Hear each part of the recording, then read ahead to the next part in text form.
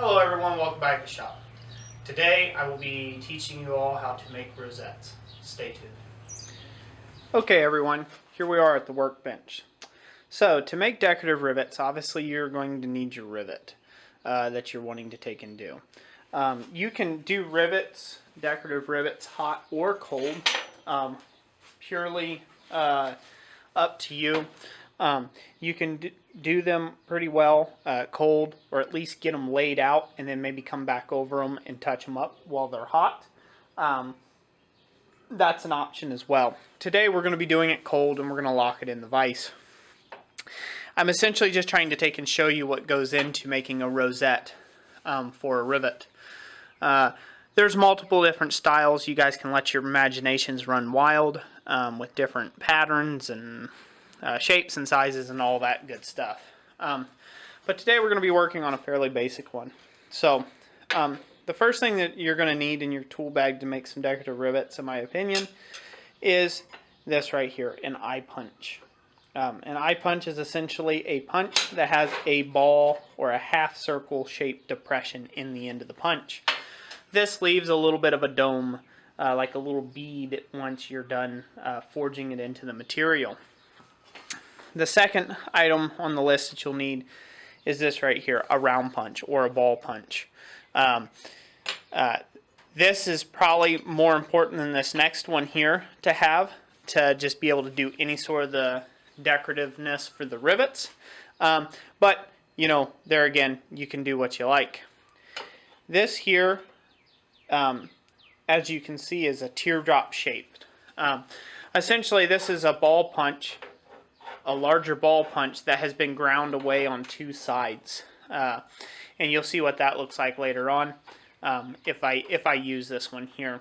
But it makes a whole different look than the ball punch does. A whole different flower petal, so to speak. And then the last tool you'll need is a very small 1/16 inch radius fuller that you need. This is just a flat fuller, nothing special. It's 1/16 inch radius and it's about a 1/2 inch wide. Of course, it could be smaller than that. It just has to be a fuller. So we will go over to the vise now and go ahead and work out these pieces here. We'll go ahead and we'll start on using this one first, then moving on to this one, and then finally onto our lining tool to separate the petals. But we'll cover all that at the vise. So here we go. Next up.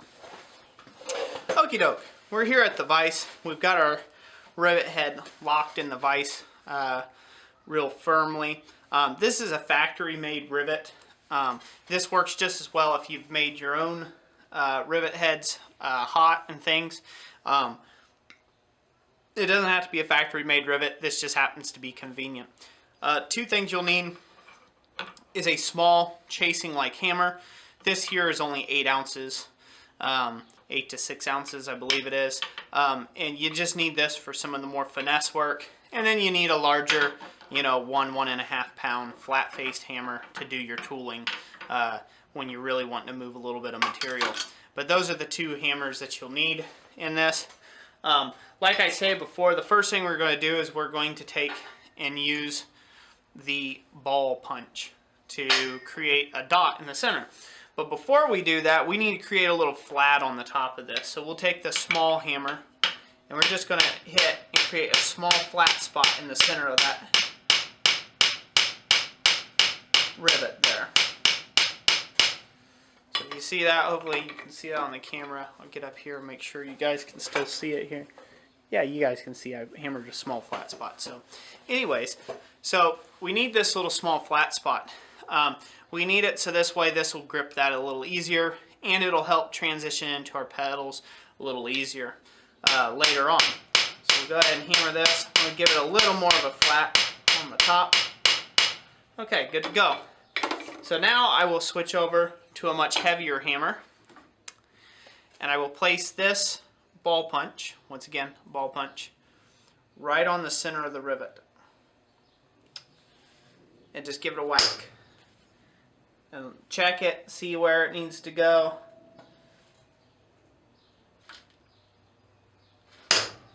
and then give it another whack. If you buy a factory made or commercially made ball punch, you won't have as many problems. This one was made by me, and so therefore the geometry of it isn't quite right. So, you know, it's not 100% like a ball, but it gives the impression nonetheless. But I do have to keep rotating it a little bit to keep stuff centered.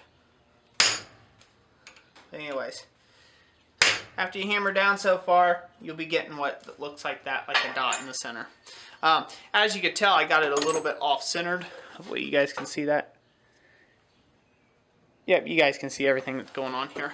I got it a little off to one side. That's okay. This is supposed to be a rosette. So that's it for the first stage.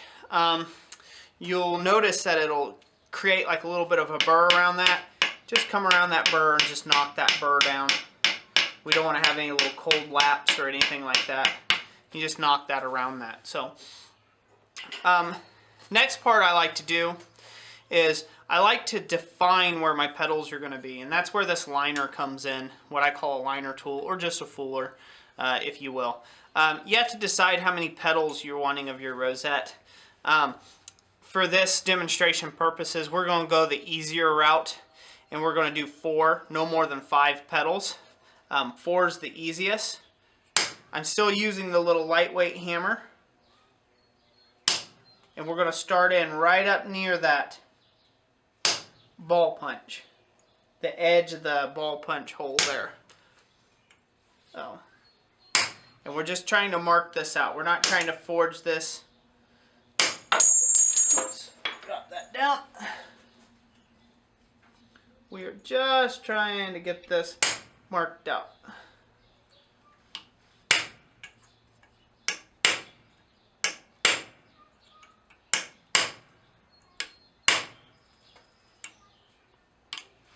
Into 4 petals. As you can see, it doesn't take a big hammer or a lot of force to do this.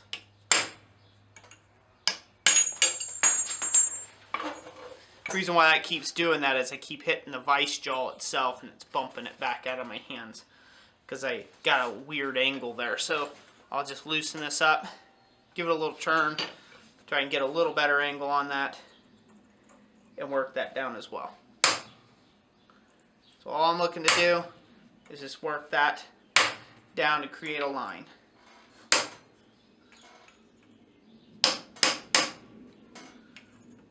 That's all we're doing here. Just dividing that up so we have some lines. So every now and then you might find that you need to reinsert your ball punch and give it another go to clean it back up and get it where you want it.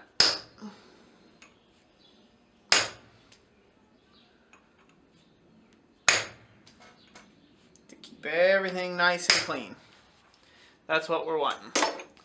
So, okay, hopefully you guys can see that. Hopefully I haven't been in the shot. This is a little weird when you're working at the vise. You hope that you're not putting weird shadows or stuff like that on the workpiece. But anyways, so now you can see how this is starting to progress. Now the next thing you can do is you can aim for this, or you can use a little set tool with your hammer, and you want to create a little flat here, something for that ball punch to dig into. So I try to hammer on these a little bit, each petal, what will be the petals, and create little flats, just little facets that ball punch can get onto, as you can see there. So you got some of those little facets, and as you tell, I'll have to clean that up again in the long run. So now the next step is to take in your ball punch and lay it on that flat. And it's kind of like using a half on half off blow of that flat. You're wanting this punch to start forming out some of that flat and start digging into the material.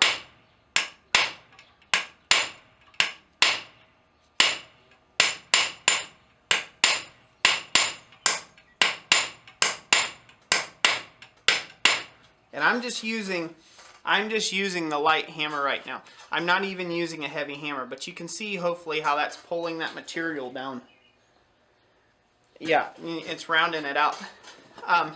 So that's what we want to do to all sides. And then we can come in with a little heavier hammer, of course.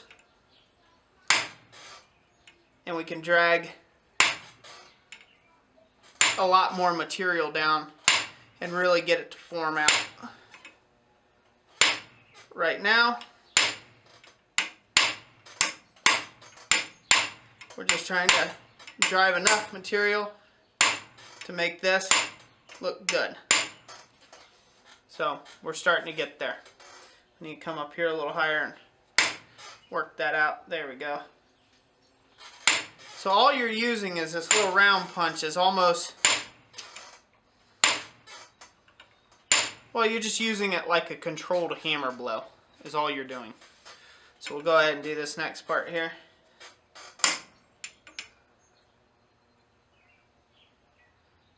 It's a little more difficult when you're shooting this on camera, and I'm sorry if you guys can't see this right now at this moment in time.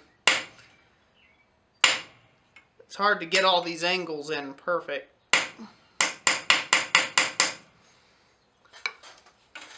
And still be able to see it on the camera.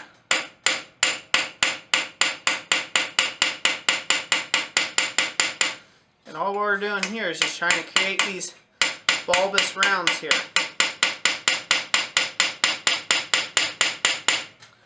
Push that out and create those petals. Hopefully you guys can see that. So I want to keep doing all these in real time. If any of you are getting antsy, you can obviously speed up a little bit into the future. That's what the fast forward button is for.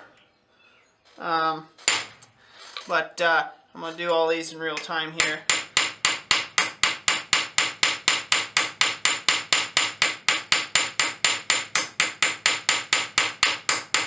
And all I'm doing here is I'm making little hammer dents. So it's almost like having a little tiny ball peen at your disposal. And what you're doing is you're just hammering this and hitting it up against the steel, bounce and working it like a pencil, like a stylus, working that material down to the outside edges. And that's what you're wanting to create this rosette. You just want these little hammer blows to fuller out that material and push it where you want it to go.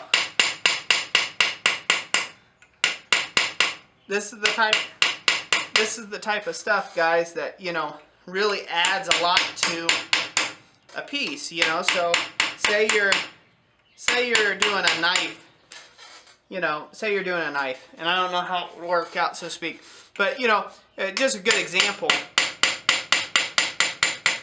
like knives, for instance.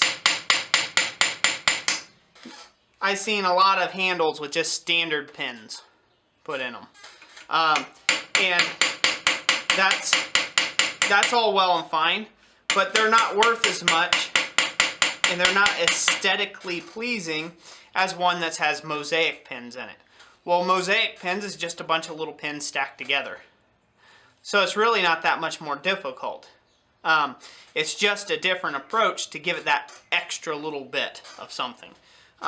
And I really appreciate guys who do work like that.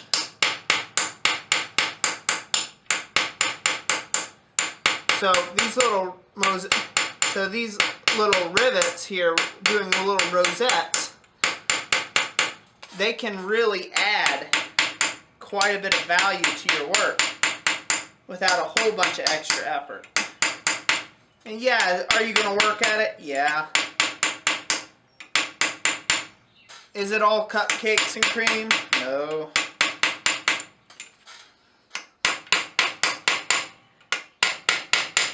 But it can really look pretty phenomenal if done right.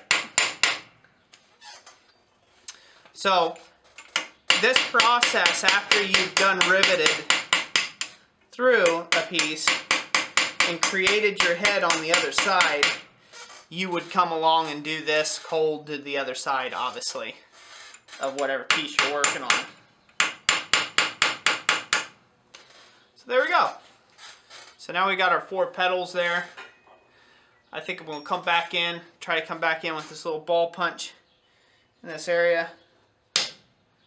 Clean that back out. We're going to switch to a little larger hammer. Sorry if you guys can't see this whole entire thing. I'm trying and not, bust my hands at the same time. So go ahead and clean up this little ball punch area here again. It's got that nice and cleaned up. Then we'll come back up into our liner tools and come back in with them little fullers and give it a little bit of a definition to them petals. And if you'll notice, I'm starting down at the kind of the neck or the crotch right here where these two petals begin and working back up into the cut, back into the original fuller track. This keeps everything back in that original line versus starting another fuller and getting a cold shut in the piece. That doesn't look very attractive. So we're just getting this cleaned up a little bit.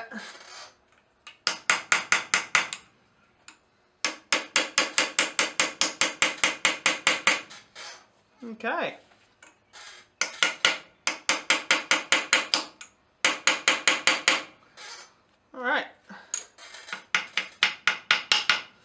Alright, so there we are. So there's pretty much a rosette. That is about as simple as they come. You can make these as elaborate as you like. Let's get up here. Hopefully you guys can see this real well. Yeah, that's pretty good. So you can make these as elaborate as you like. You can really fan them out. The video's been long enough at this, but yeah, you can really fan these out, and they really give you a lot of stuff that you can do with them. You can get as techy as you'd like with them, make it look as pretty as you like. It's really just up to you. There's no right or wrongs on these. It's just whatever looks pretty is what you do. So, hope you guys enjoyed this video. I'm going to put links here